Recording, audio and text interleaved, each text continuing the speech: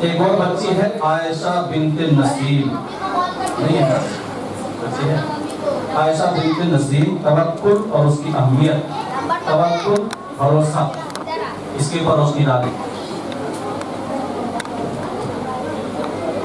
الحمدللہ رب العالمین والصلاة والسلام علی رسولہ الکریم، اما بعد، قال اللہ تعالی اعوذ باللہ من الشیطان الرجیم، بسم اللہ الرحمن الرحیم، وعلی اللہ فتوکلوا ان کنتم مؤمنین۔ سورۃ المائدہ آیت نمبر 23۔ جناب صاحب صدر، میرے قابل صدر احترام اساتذہ اکرام اور ہم مکتب ساتھیوں، السلام علیکم ورحمۃ اللہ وبرکاتہ۔ اللہ تبارک و تعالیٰ کی حمد و ثنا اور ہادی برحق جناب محمد رسول اللہ صلی اللہ علیہ وسلم کے لیے بے شمار درود و سلام کے بعد میں آج آپ لوگوں کے سامنے توکل اور اس کی اہمیت کے بارے میں کچھ عرض کرنا چاہتی ہوں۔ پیارے بھائیوں، توکل کا معنی ہے بھروسہ کرنا، اعتماد کرنا۔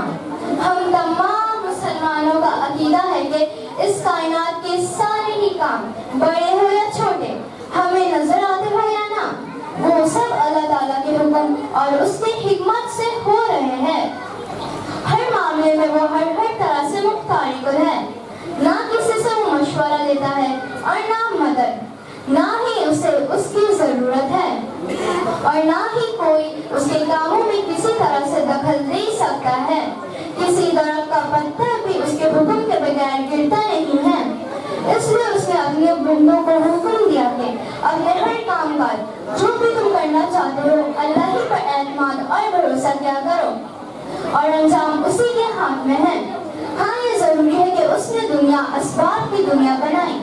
رزق حاصل کرنے کے لیے کھیت میں ہل چلانا، بیج بونا، وقت پر پانی دینا ضروری ہے، تو پھر انشاءاللہ پھل، پھول، پودے، درخت اور غلہ بھی اگاتا ہے اور انسانوں کو رزق حاصل ہو جاتا ہے۔ بلا شبہ اللہ تعالیٰ قادر ہے کہ یہ سب کچھ اپنے حکم خود سے بنا کر پیدا کر دے، مگر یہ اس کی عام سنت اور طریقہ نہیں۔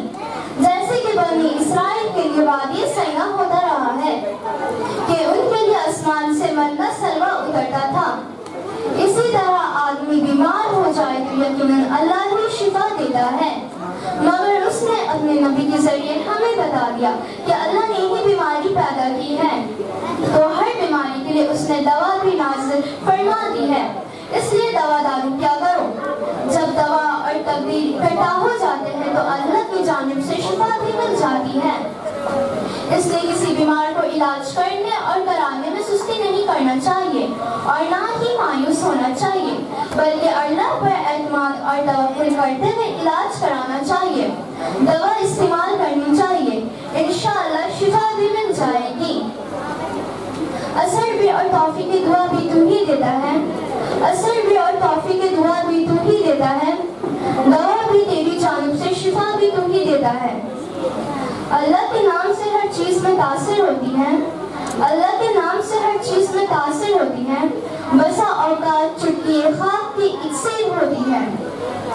اسی طرح کسی نے قریب یا دور جانا ہو تو اگر اللہ چاہا تو وہ اسے اسباب کے بغیر بھی لے جانے پر قادر ہے، جیسے کہ ملکہ بلقیس کا تختہ اللہ کے کلمہ سے لایا گیا تھا، مگر ہر کسی کے لیے اس کا یہ طریقہ اور سنت نہیں ہے۔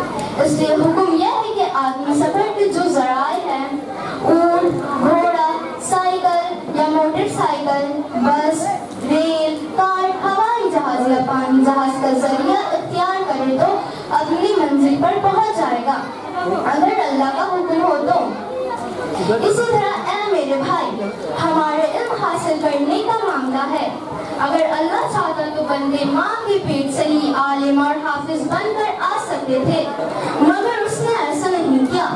اس نے یہ نظام بنایا کہ طالب علم شوق اور اخلاص سے اپنے استاذ کے سامنے بیٹھے سبق پڑھے، सबक तवज्जो से सुने और मेहनत से बार बार दोहराए तो इंशाअल्लाह वो हाफिज और कारी भी बन जाएगा अगर अल्लाह चाहा तो। बाज़ औक़ात तालिब इल्म मेहनत तो बहुत करते हैं मगर सबक याद नहीं होता, तो इसमें परेशानी की कोई बात नहीं। अल्लाह ने हर एक का हाफ़िज़ा और दिमाग एक जैसा नहीं बनाया है। किसी को सबक जल्दी याद हो जाता है और किसी को कुछ देर बाद, और कई बेचारे बिल्कुल याद नहीं कर सकते, तो कोई बात नहीं। अल्लाह ताला अपने बंदों को उनकी मेहनत के मुताबिक अज्र व सवाब देने वाला है और उनके अज्र व सवाब में कोई कमी नहीं की जाती। बल्कि रसूलुल्लाह सल्लल्लाहु अलैहि वसल्लम ने फरमाया कि जिसे कुरान करीम पढ़ने में मुश्किल होती हो मगर वो पढ़ने की कोशिश करता है और पढ़ते रहता तो उसे दुगना सवाब मिलता है। बिल्कुल इसी तरह एक मोमिन के लिए ईमान ले आने के बाद आमाल का मामला है कि जन्नत का दाखिला यकीनन अल्लाह के इनाम व फज़ल ही से मुमकिन होगा, मगर नेक आमाल इसके लिए एक आला तरीन सबब और जरिया है। अइम्मा व उलमा ने लिखा है कि आमाल में बगैर जन्नत की तमन्ना तवक्कुल नहीं तवक्कुल है, यानी कमजोरी दिखाना और सारा छोड़ देना है। तो दोस्तों आइए इल्म अमल की बात हो या दुनिया के कामकाज और कारोबारी की, अल्लाह ने कामयाबी व कमरानी के जो असबाब व ज़राए मशरूर फरमाए हैं उन्हें इख्तियार करने वाले बने, मेहनत से काम ले, नतीजा और अंजाम अल्लाह के ऊपर छोड़ दे और अल्लाह करीम अपने ज़ात पर तवक्कुल करने वालों को कभी मायूस नहीं फरमाता है। तेरे दरवाजे पे जब भी हाथ फैलाती हूँ मैं, तेरे दरवाजे पे जब भी हाथ फैलाती हूँ मैं, गोहे मकसूद से दामन भर लाती हूँ मैं। देखती हूँ जब तेरी रहमत तो झूम आता है दिल, देखती हूँ जब तेरी रहमत तो झूम आता है दिल। अपने अर्सिया याद करती हूँ तो थर आती हूँ मैं। वस्सलामु अलैकुम व रहमतुल्लाहि व बरकातुहू।